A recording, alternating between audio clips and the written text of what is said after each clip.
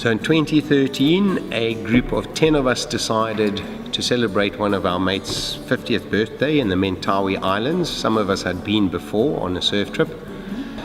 Just before we headed out, one of the guys was diagnosed with stage 4 cancer, so he pulled out, so we were only 9 of us, and we actually named our tour the 10 Green Bottle Tour. 9 of us headed. I traveled on my own, and I traveled for 56 hours to get to where I was going with absolutely no sleep. Arrived in a town called Padang, and we'd all traveled early to try and get on the boat and set sail straight away, because it's a tropical storm area, and every evening there's storms, and we wanted to do the crossing. It's a 200-kilometer crossing before the storm set in. And when we got there, we were told the skipper had taken the vessel up the river, and we were tide dependent. We could only set sail at 9 o'clock that night. Mistake number 1, we got pizzas takeout in Padang. In Indonesia, eat rice and noodles. In Italy, eat pizza. These pizzas we found out afterwards that they had been lying in the sun for a whole day. So 6 of the 9 of us were violently ill. I heard my friend shouting, "Help me, help me, help me." And it was this really big friend of ours who'd eaten more pizza than most, and he was violently ill. I ended up in the bathroom being very sick. I went out to get fresh air, found him at the back of the boat, helped him to the top of the boat. The boat was all over the place, bucketing with rain. Got him onto a bench and went to the skipper, and I looked down at the clock. It was 2:30 a.m. and I said, "Skippy, how long have we got to go?" And he said, 9.5 hours, and we were meant to be there at 4:30. So I started shouting at him, went back to tell my friend, got us both a Coke because we'd both been so ill, and said, "Look, we need to hydrate." And he just started being sick again, and seeing him being sick got me going again. I went to the railing and I vomited once, twice, and the next thing I was in this crazy dream. I was tumbling in the water, falling all over the place, and then my head popped up, and it was kind of the length of this room, and I popped up and I saw the lights on the back of the boat, and I was in the middle of the ocean, 100 kilometers out to sea, and I just watched them sail away into the storm. Nobody had seen me fall, and I just started screaming and screaming, and then I realized, I mean, this is where I die.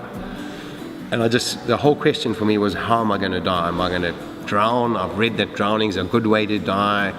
Is it going to be easy? And then I got so angry. I got so angry with God. I started screaming at the sky. I got so angry because I'd only been married at that time for 10 years. My kids were 9 and 6.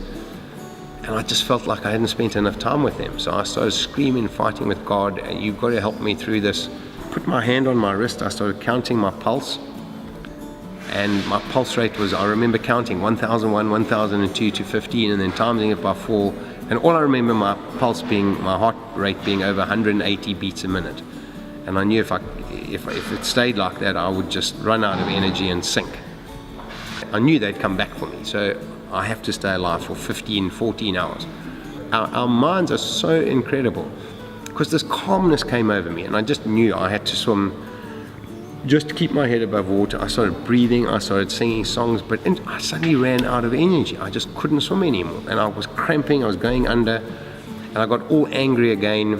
But I got so tired, and I had a belt on, so I took my belt off and I tried to write a message to my wife in my skin saying, because no one had seen me fall, and I knew if I don't make it, somebody will be able to read this message. So I started try to make it shorter. Accident slipped, goodbye, I love you.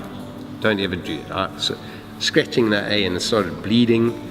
Then I suddenly thought, blood, shark's going to eat me, no one's going to read my message, that's a stupid idea. So I threw my belt away, cramped, but every time I managed to pull myself together. I swam, I sang songs to myself, that it became daylight. I was very fortunate, the sun didn't come out, it was cloudy all day and lots of rain, so I got some water from the rain, even though I swallowed more salt water.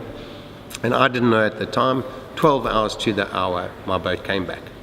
And I saw them coming, and I was going, woohoo, I'm rescued, I'm going to be drinking beer, we're going to laugh about this. And they stopped, literally the length of this hall. And I could see them, and I was screaming at them, and they'd stopped over there, and I was in the water, and I'm drifting, and I'm trying to swim to this boat, and I can't get there. And I thought, what a clever skipper, he's stopping a big boat, bringing the little boat to pick me up. I could see 2 friends, I was convinced they were looking at me. I didn't know the rain was coming from behind, straight into their eyes. It wasn't affecting me. And they couldn't see a thing, but they'd seen a piece of polystyrene the size of a human body floating just below the surface, and they thought it was my dead body. So they waited for that to come. Now I'm in the middle of the boat, then I'm at the back of the boat, and I can't get there, and I'm screaming, and I'm going, this is impossible, and I'm swimming, and next minute I saw these 2 puffs of smoke come out, and they sailed away again. And I thought, well, now my boat's gone, but there's going to be other boats coming. And I swam and swam and swam, and then suddenly it was night time again, and I was like, no, I can't swim through the night again. And I remember actually trying to just go under and give up. And then I came up, and it was daytime, and I saw this little fishing boat, and I started swimming to the fishing boat, and I was laughing because I'm rescued, and they sailed away. And I just went, no. And I made a conscious effort. I actually decided to drown myself, and I swam under, swallowed water, and my brain just started saying, what are you doing? What are you doing? And I hauled my way up, coughing, spluttering, vomiting water, and I saw a black cross. And I actually said to God, I'm tired of your thing. But this cross came closer and closer and closer, and it was, suddenly I saw the bow of a boat, and it was a yacht. It was the mast of the yacht. And they got closer and closer and closer, and then they kind of turned away, and I just started screaming with everything I had. And then I just heard this roar of the boat. And they started coming towards me, and they sailed right up to me, and it was these crazy Australians, and I was saved 28 and a half hours later. My life changed 180 degrees.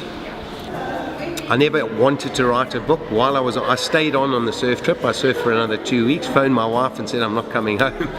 She's the most amazing lady on the planet. She said, as long as you're safe. But during that time, I just sat and wrote and wrote and wrote, and I wrote pages and pages and pages. And when I got back about a year later, I started reading these notes, and I went, oh my God, there's a book here. Published the book, and it just became this crazy success all over the world. So I got on the talk circuit.